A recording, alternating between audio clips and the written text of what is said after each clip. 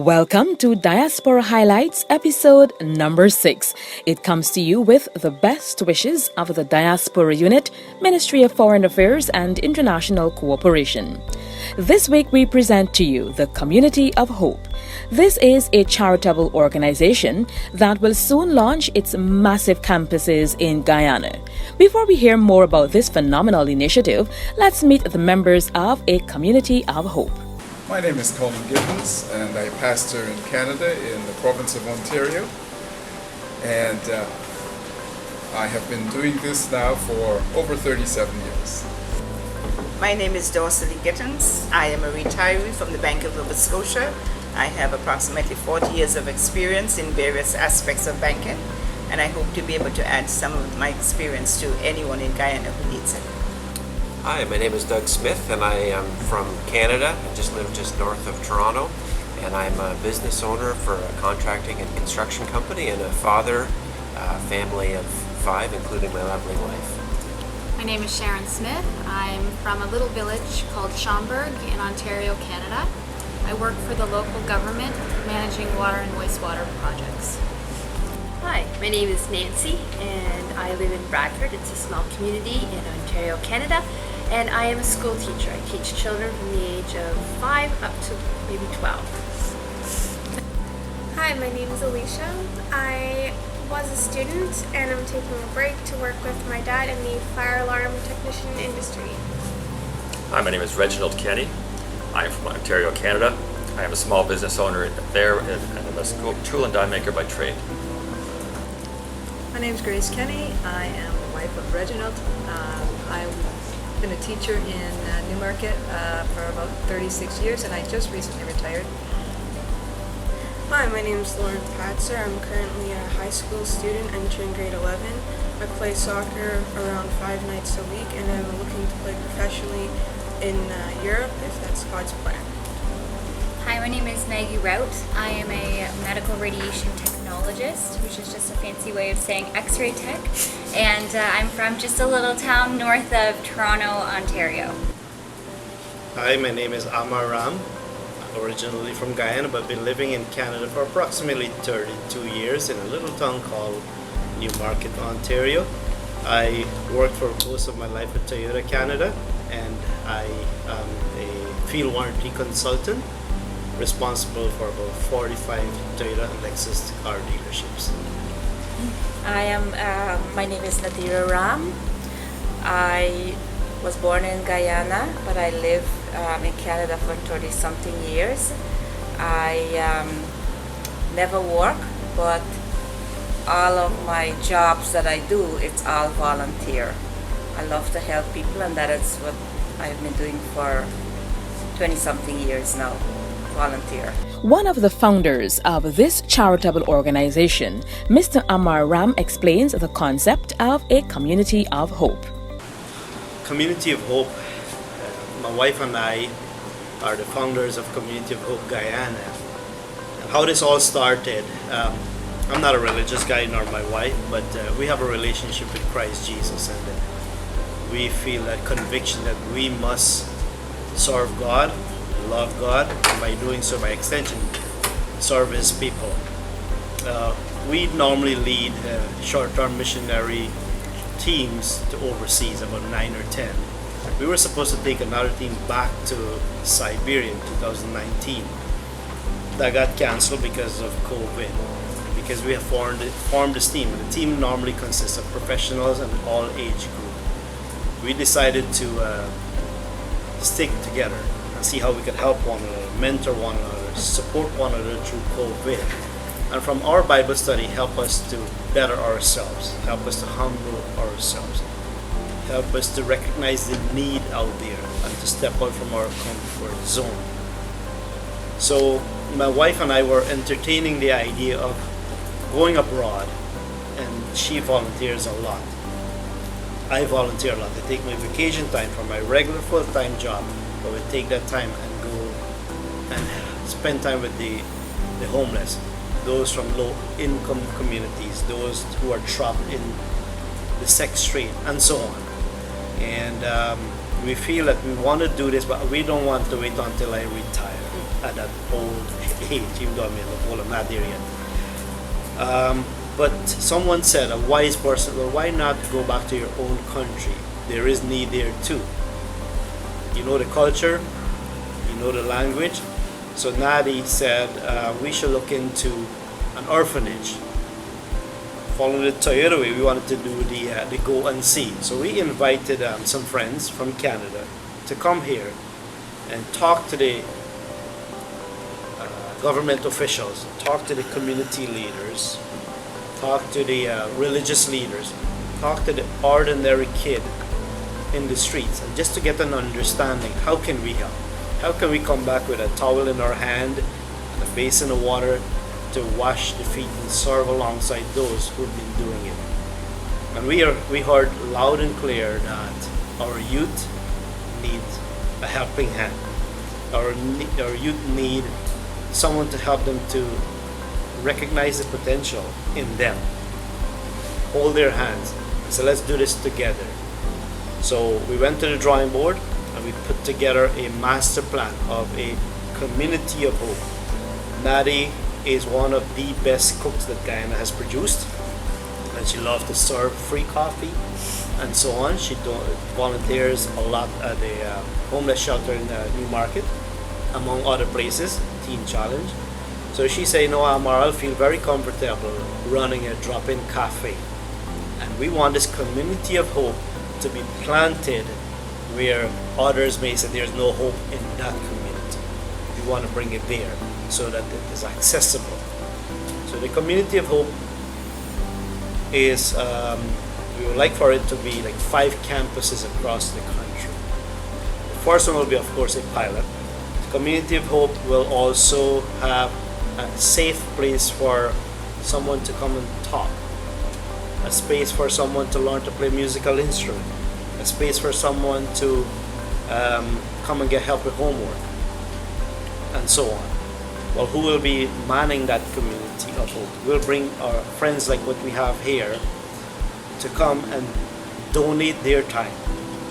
But they're coming here with the fear of God because they also have the relationship with Christ Jesus.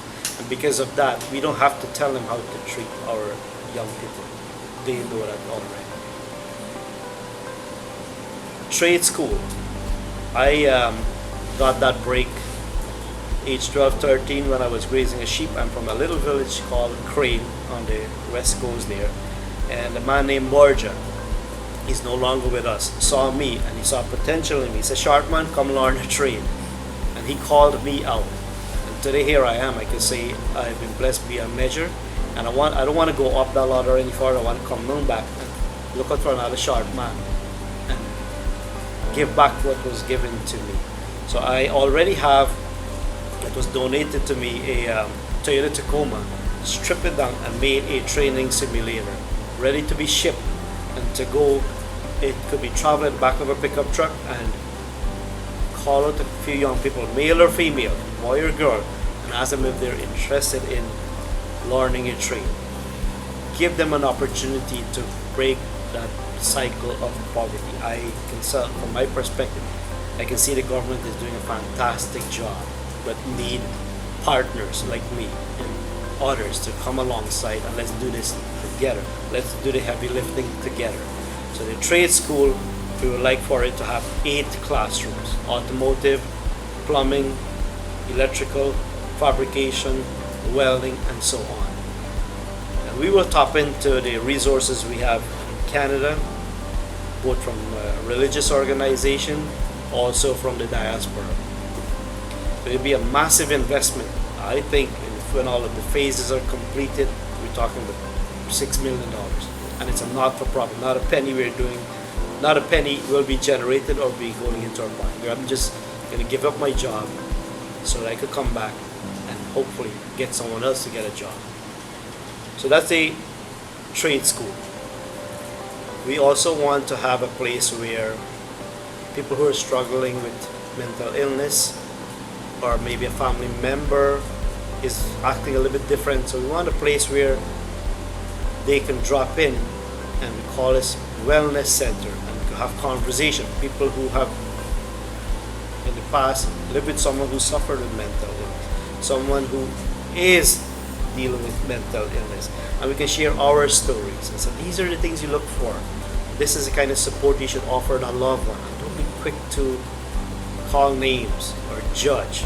Let's see how we can help our loved ones with the hang-ups or whatever they're struggling with. So that Women Wellness Center will be there for them. Above that will be like a missions home. So when we have volunteers, like we have here, they will have a place to stay, but they're accessible because you don't know what time of the day someone will drop in and in desperate need. We would like for help to be readily available. We would like to see how we could come alongside you, the government, the religious leaders, the community leaders. What can we do to help address those who think they should end their life prematurely? Let's try to identify root cause. Is it because of the family makeup? Is it because of financial situation? We don't know, and we should not be judged, but at least we should be listeners and see where we could take it from that point. I may be tempted to say, let's pray together and then see where it goes from there. Anything to delay or put off that person end in their life. Give them another shot. Give them another perspective. So that's the Women Wellness Center. This should also be a place where, in this campus or this community of hope, there should be a place where they want to play basketball. So let's provide a safe space. Other than them hanging out and nothing to do, let's welcome them and have a sort of schedule where everyone could come within a certain day and time slot to play basketball. And they will be responsible for taking care of their community, maintaining the grass, the trees, and respecting the environment, because it must be in good condition for them and their children and their grandchildren. But we don't want to stop there. I'm not a pastor, I'm not a preacher, I'm just an ordinary person who have been who was on the receiving end of good teaching, and I've applied it, and we have been blessed with the introduction to Pastor Colin and his wife Dorsley, who are experienced in this area. So they said they want to come on board with us. They would like to provide for the spiritual need. So they want to take ownership and turn on to the community center. And I think it'll only be fair for Pastor Colin to add his comments about the community center, New Life Center, and what it will offer. This group comprises members who have several functions and contribute to the overarching objectives of the team. One such person is Pastor Colin Gittins. Pastor Gittins shared about his contribution to a community of hope. Our contribution to the community of hope brings a holistic approach to what we want to see developed in the lives of our fellow Guyanese.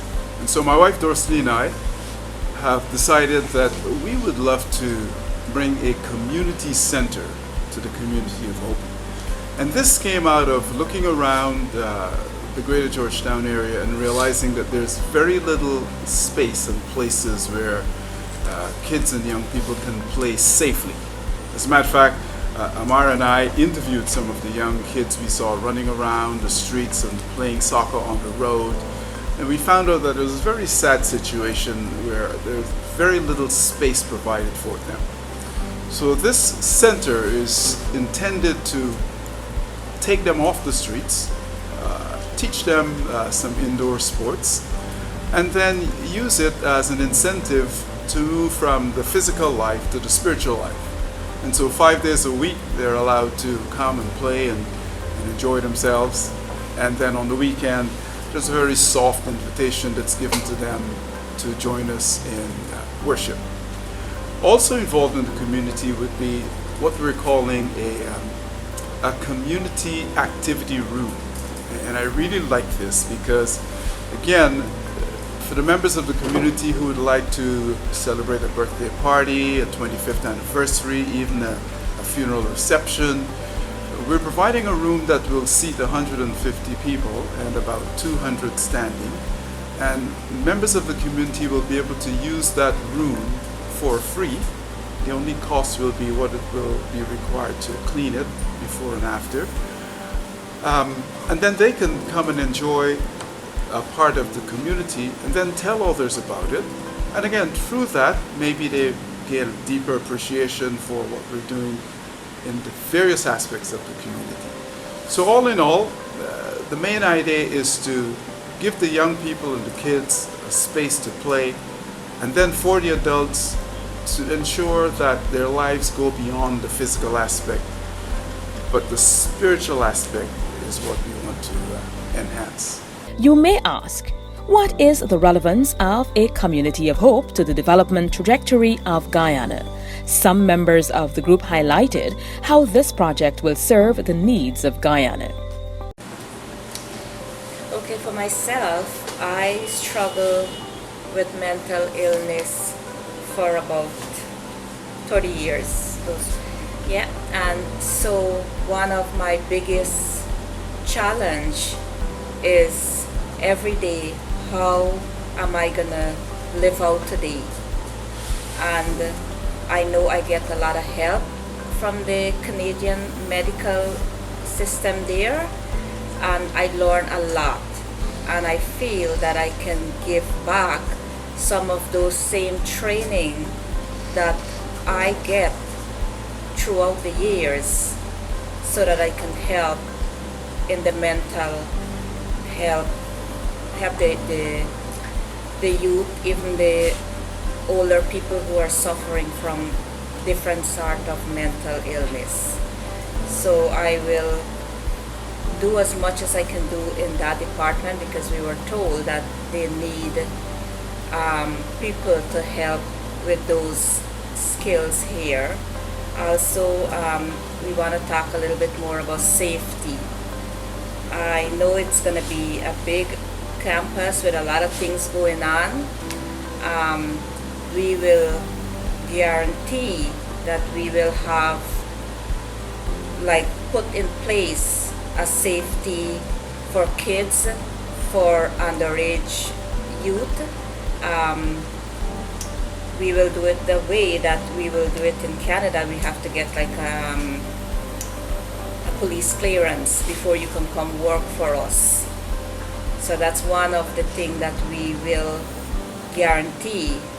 Your children or your young adults will be safe in this community. I think that the Community of Hope project is a great support to your vision of One Guyana.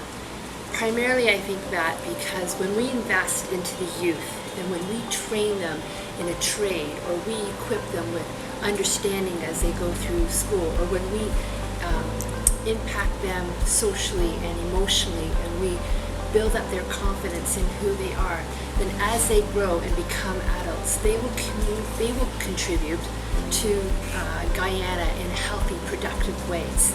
And I think when you strengthen the youth, then you are strengthening the country. I think a great strength of the Community of Hope is that it's coming here not as a paintbrush to say, this is what you need, this is what we're giving you.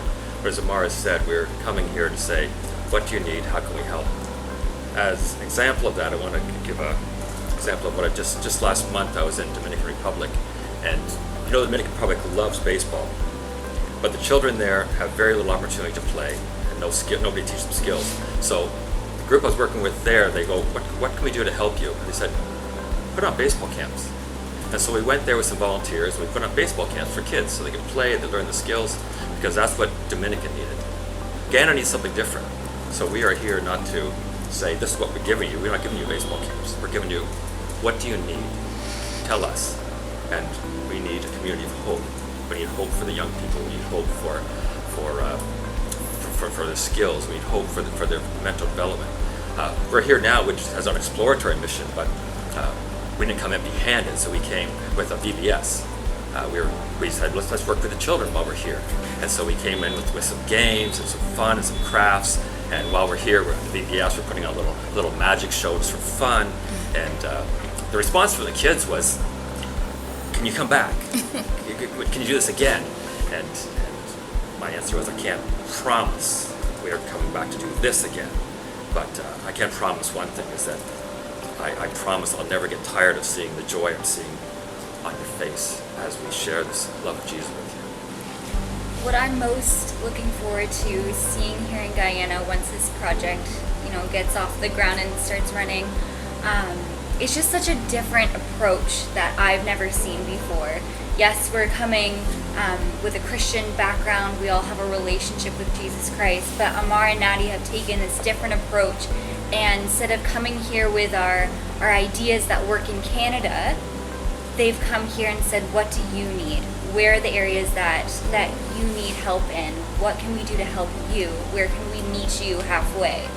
And they, like they mentioned, they had originally planned to start an orphanage, and then they came here and they heard the cries of the people of Guyana, and they realized, no, that's not where the needs are. The needs are in the youth and the young adults, and training these youth to become successful adults. And so I have so much respect for Amar and Nadi and their approach and their willingness to serve the people, to love God and serve others, and that's what we're here to do. And so I just really appreciate their approach and not forcing anything on Guyana, but to unite Guyana as one. Opportunities to learn skills and opportunities to express themselves, so that in the future they can build a stronger Guyana by the skills that they've learned and have opportunities for employment. I think that this initiative of the Community of Hope will really demonstrate how Guyana can be one, because Colin and Dorsley and Nadi and Amar, they demonstrate their love and respect for everybody. Everyone is equal, everybody is one. And I know from what I've heard from some people, there's been tension between some people groups, and I think that they will help the youth to learn that everybody should be equal, whether you're a man or a woman or a child or older in age, and that together they can create a one Guyana through their demonstration of love and respect for everyone. What I think is really great is the name, Community of Hope. That is what young people need. That's what young people in every country need. But in Guyana, the young people need it here too. And how are they going to communicate that? How are they going to give that to them? By showing them that they're valuable. And why are they valuable? Because they are made in God's image. And that is everyone. Boy, girl, doesn't matter what color their skin is, they're all valuable. And then how can they help them to know that? How can they show them their love? By investing in them, investing in their future, by helping them to learn how to do trades so that they can better their own future. This charitable organization, a Community of Hope, is expected to provide many services to Guyanese. Mr. Amar Ram emphasized the main idea of a Community of Hope, and that is to erect 5 mega campuses in Guyana. Now, these campuses will comprise a women wellness center, trade school, missions home, among others. I've been absent for 30-something years, and for me to come and say I know exactly where the need is the greatest, I don't think that would be fair to our local friends here. But if I had to pick a place, I think the East Bank around the farm area, the Mocha area, will be an ideal place to do a first campus. And we will basically go there and draw from the surrounding area. And I think there will be enough young people there to benefit from the first campus. The next one, somewhere along the west coast, if I have to pick a place, I would say like Anna Katrina. We don't want to forget about Essequibo along the east coast and Morbis. I would really like for this to happen yesterday. What's stopping us from moving forward is the land. I've had conversation the last time with some very enthusiastic government officials, and it was encouraging to hear that yes, we'll give you the land. And we do understand and appreciate there's a process and it takes time. We already engaged our friends in Canada, so we're not coming under a charge to say, okay, yeah, here's a church. It's Amar and Nadi. Amar and Nadi said, okay, we're going to come back and do this here, be it if we get the support of the organization we belong to or not. The same way the Guyana government likes this plan and think it will bring value to the people, same with our generous, God-fearing Canadian friends. So we applied for global worker status. That means I will come under the Pentecostal Assemblies of Canada, and by doing so I will gain access to donations. And it's a well-managed charitable organization. We will get their support, so the support is already there. We just have to get the land, papers for the land, and we go back there, we take it to the next step. Everything has its processes. So we're hoping before we go back on Monday, we will get that meeting with Lands and Survey, and the land that was promised will be identified, and that we can go back and then start working on the next step of our master plan. With the establishment of the 5 mega campuses of a Community of Hope, Guyanese are expected to derive many benefits.